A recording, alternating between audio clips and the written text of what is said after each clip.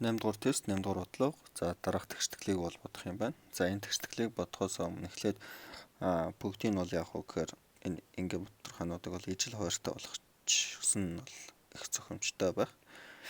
За эхлээд тэгшдэглээ биччихье.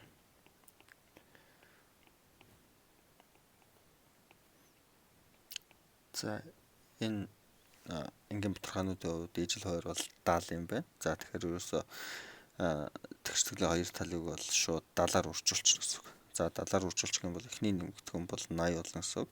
Дараагийн нэмэгдэхүүн бол 28. За дараагийн нэмэгдэхүүн бол 40.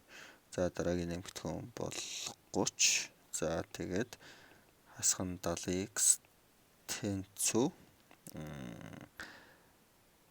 бас 28 болох нэ. За эндээс бол эхний энэ илэрхийлэл тоон утгуудыг бол хялбарчилчвал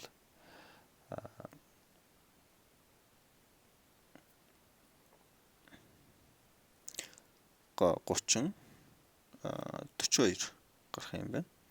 42. За тэгээ 28 болно гэсэн үг. За тэгээд 70x тэнцүү 14-тэй тэнцүү. Тэгвэл x тэнцүү 14-ийг хуваах нь 70 буюу 1.5-1 буюу 0.2 буюу D хариуцах байх нэ.